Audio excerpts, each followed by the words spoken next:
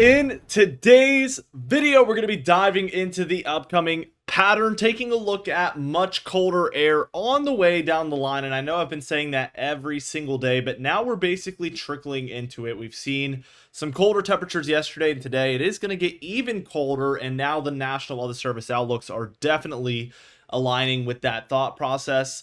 We also have numerous winter storms to track. We just had one last night, which unfortunately was a little bit of a bust for a lot of areas where pretty much everybody was predicting, a lot more than what happened. Many areas ended up with just 2, 3, 4, 5 inches, and it was expected to be a lot closer to 6, 8, 10 in some spots. So it was a huge bust. We're definitely hoping that that is not how the rest of them go, but we will be showing you what's in store here over the coming weeks. So let's go ahead and take a look here at the 6 to 10 day temperature outlook as of today on February 9th, Super Bowl Sunday. So again, we asked yesterday, but today, again, what team do you think is going to win? And if you want to get more detailed, go ahead. What do you think is going to be the score? Is it going to be close? Is it going to be a blowout? Let us know in the comments down below. Let's just take a look at it. And again, this is for the 15th through the 19th. And we see the West, although not warm, is warming. We've seen below normal temperatures really being predicted for this area for a while now. And now we're starting to see a little bit of a warming trend here. We also see that most of the cold air is being directed at the central states and much more into the eastern states now, where a lot of the Ohio Valley, Mid-Atlantic, and Northeast is expected to be below normal. Hardly a southeast ridge being predicted anymore, as we've been kind of saying for a while now. Here's the precipitation, and really a good look for a lot of your eastern half of the nation. We know that the activity is going to be insane during this time frame, and this definitely aligns with that, of course. We can also tell that a lot of storms will be moving through the northwest as well, so the skiing season for these mountainous areas is just going to get really going here during that time frame. 8 to 14 day outlook here, 17th through 23rd of February. We see an even further warming trend for the west.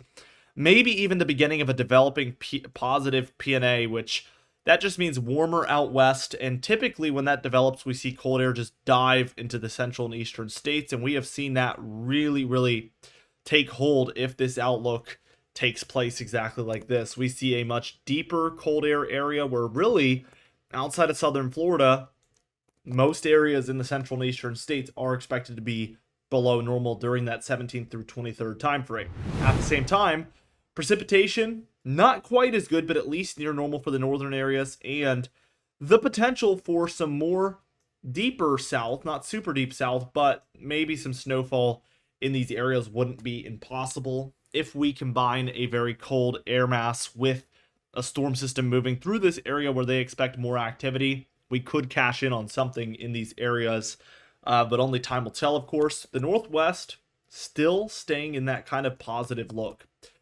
Now, as we take a look at the past 10 days, this will be the final one day of January and then the first 9 days of February, we can see that things have been very much so the opposite of what we expect to come. Very warm, especially in these deeper south areas like the Four Corner states, south central, deep south into the southeast. These areas have been far above normal here. And for a lot of the areas in the northwest, we've seen below normal temperatures here. That's the main cold area, with very close to normal, if not below normal, in New England. Let's take a look here at the European model. And both models have plenty of activity. Slight differences between the two, so we'll just kind of break it down. But for this afternoon, there is actually the chance of some showers and thunderstorms across the deep south, which does include New Orleans. I don't know why I just got those two mixed up, but where the Super Bowl is being held, so some rainy conditions. Of course, it is a dome. It is an indoor event, so it doesn't really matter, but could be rainy if you happen to be down there. You certainly have more money than I do if you are down there for the Super Bowl. We can see that there is plenty of snowfall for the Rockies. Cascades occurring here. Also the Great Lakes into the northeast, some snowfall showers, but nothing too major happening today on Super Bowl Sunday, February 9th. Monday afternoon on the 10th, what we're seeing tomorrow is some snow showers across the plains and Rockies, even the Cascades in there, and then some rain showers and thunderstorms for the deeper south. But again, another quieter day. For Tuesday, this is when things start to really get together.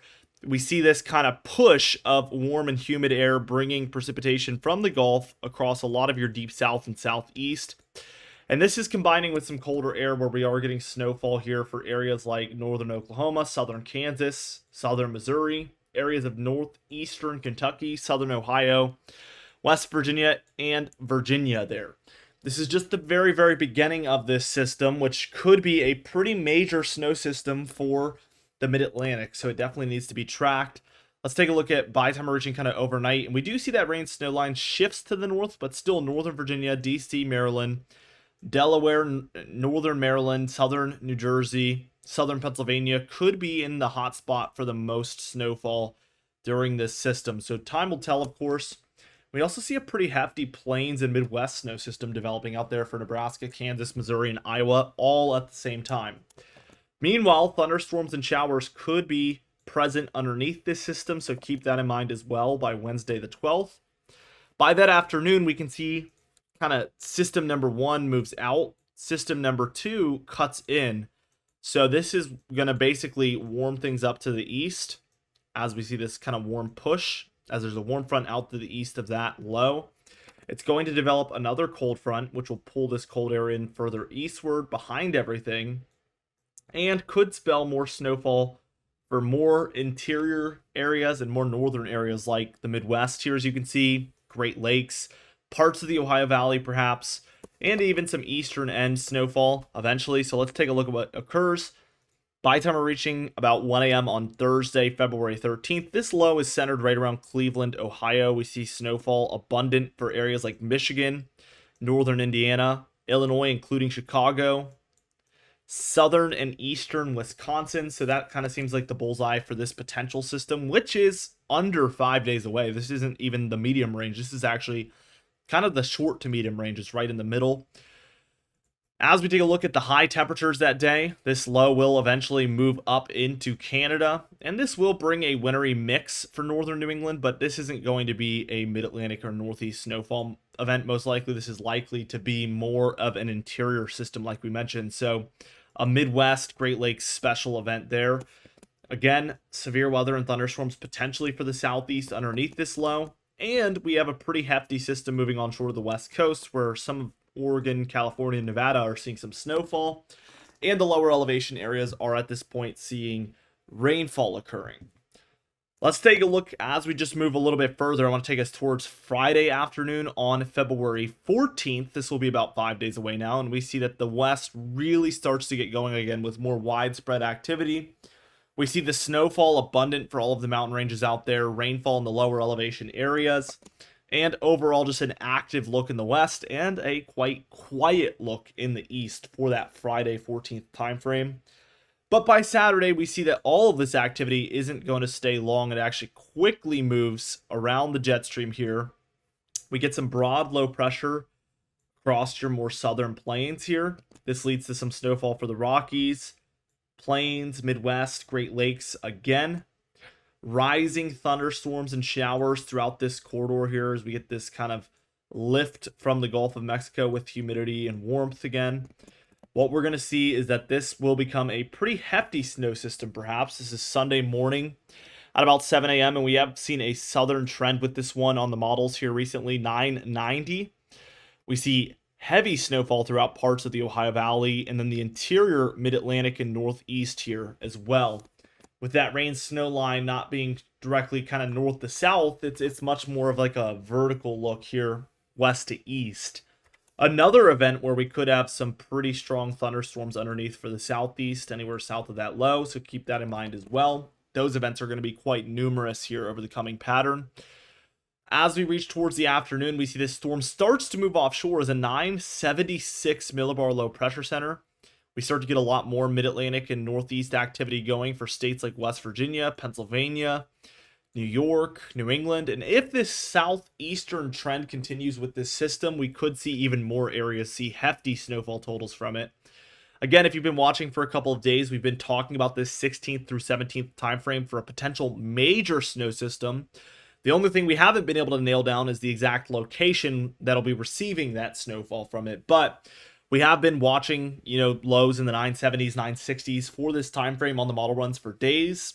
and it's still around. So again, a lot of people will try to, like, I got a comment yesterday saying, like, you know, anything beyond 4 days isn't certain, so why do you even show it? Like, this is a waste of people's time. But I'm not trying to do what the local people do. I'm not trying to do what the National Weather Service does. I'm trying to bring a different value to folks. And really what it is nailing down details that we can take away from the long range, and at the same time also letting you guys know what is possibly going to change. And we can get some ideas of what's possible for certain dates, and there is very useful information that can be taken away in the medium to long range if you just take a different approach, which I think is really, really crucial. You know, there's always a use for different things, and if I tried to do what thousands of other people are doing, I would kind of drown in a sea of people already doing the same thing. I prefer to be different and bring a different set of value, like I mentioned. So that is why we've been tracking the system for days, and although it's been bouncing around location-wise, we have seen the intensity stay pretty similar, and we have seen different areas, but regardless, somebody is going to see very heavy snowfall from this system, and that is the key takeaway here. This also ushers in very deep cold, which is another thing that we've been really, really good at indicating, you know, 10, 15 days out, even longer in some cases. So that is another set of value that can be seen long out. But again, it might be, you know, 5, 10 degrees off, but if it's showing 30 degrees below normal, you know that below normal temperatures are very, very likely during that time frame. Even if it was to weaken 15 degrees by the time it's there, it's still very far below normal. The Northwest seeing a pretty hefty system by this time frame as well. That's another thing in the long range that we've seen consistently on these models. As this system is along the east, we've seen one moving on to the northwest, so 2 systems around the states here for that 16th, 17th time frame.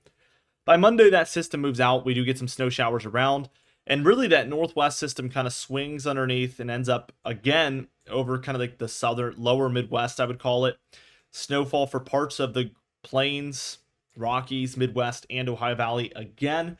And this is going to be our next system potentially as we reach the 19th, 20th time frame.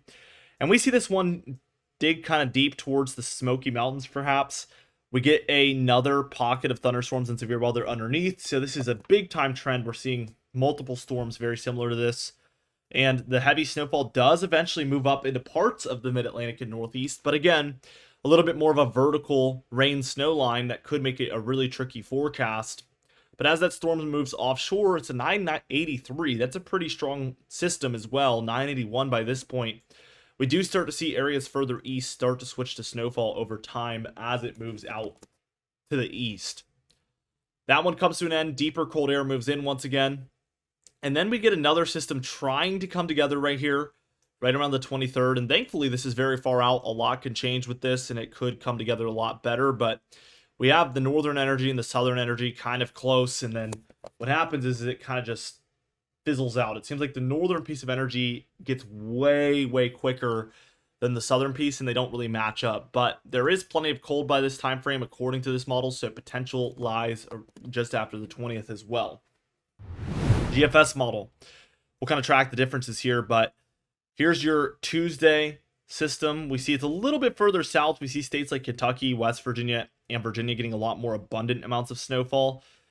Southern Pennsylvania still cashing in on quite a bit, so I would say it's just more expansive to the south. We're not really losing anybody on the northern end of this storm. We're just adding to the south. So we'll see which one ends up being correct, and I think that over the next 2 days of model runs as we're approaching this, we'll learn a lot more, but right now, there is a little bit of a question mark for areas around Richmond, Virginia, you know, areas in more western Virginia as well on the southern end. These areas are going to be kind of a boom or bust because if the GFS model's right, you get heavy snowfall for extended periods of time. If the European model's correct, you get a quick burst of snowfall followed by rain. And as you guys know, that is going to be a massive, massive difference in outcome. We see that second system come through around the 13th, 14th. Again, Midwest, Great Lakes, Ohio Valley, Mid-Atlantic, and Northeast maybe cash in a little bit more on the 13th there than the European. We do get a bonus system right around Friday the 14th for states like Kentucky, Tennessee, West Virginia, then eventually Virginia there. So an additional system. And here comes that very hefty one. Again, very strong on this model as well.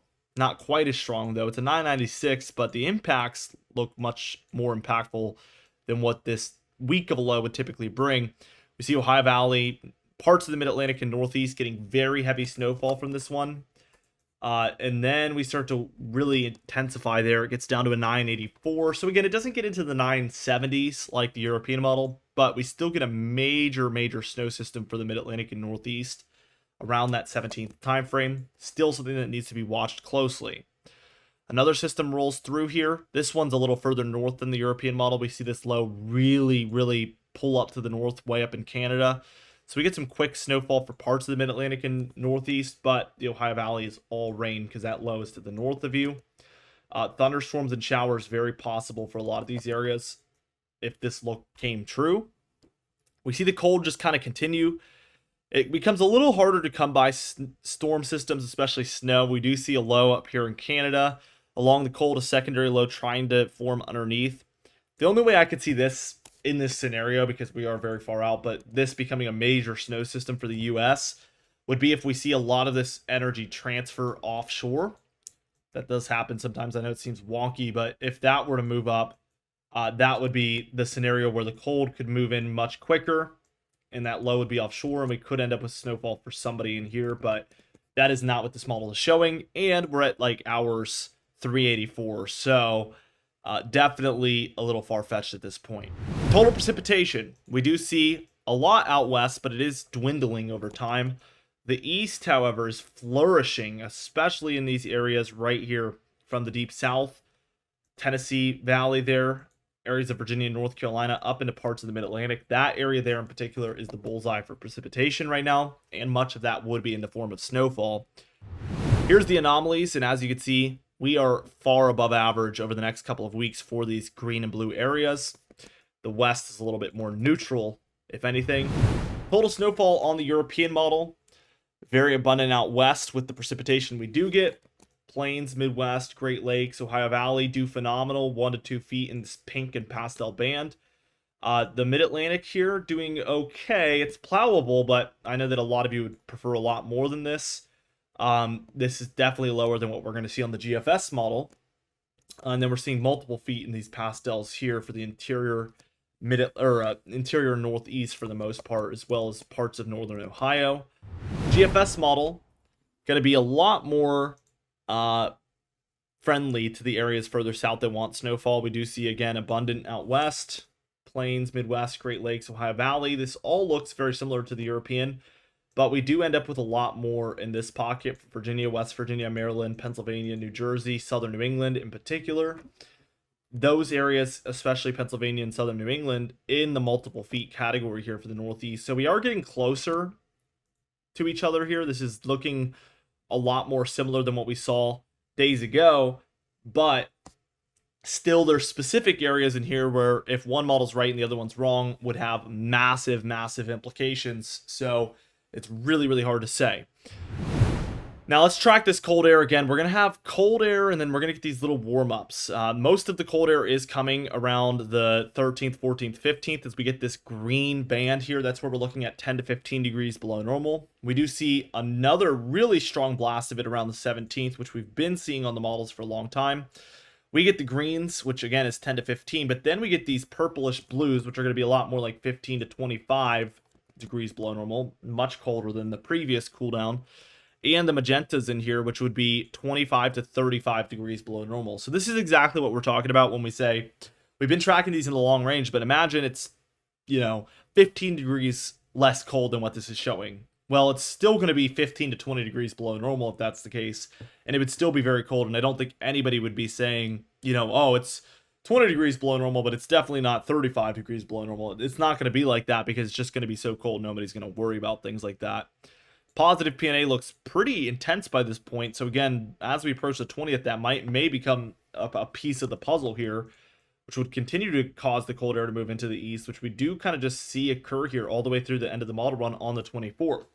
The only thing to note is that we cool back down for the west by this 24th time frame.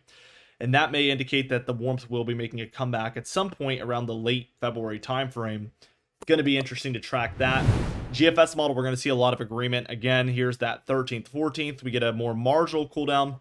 Then 16th, 17th. It's not as intense as the European model by any means, but still 10, 15, 20 degrees below normal here with a positive PNA in the west. This would be very cold. Then we get another shot of it around the 20th, 21st. And then the warmth starts to trickle in maybe to the east. This looks like a little bit of a confused look on the model. Definitely worth noting, but we start to get a little indecisive towards the end here, which models sometimes do. And that leads us to believe that probably between the 20th and 25th, there's a big question mark as to if we're going to warm back up or if we're going to stay cold. And it's going to take a little while for us to get to the bottom of that. So be sure to subscribe. We upload every single day, and we will get to the bottom of all of this. You can even hit the bell icon for daily notifications when we upload so you never miss one. Be sure to like the video if you did enjoy it, leave a comment down below, and I'll see you guys in the next video.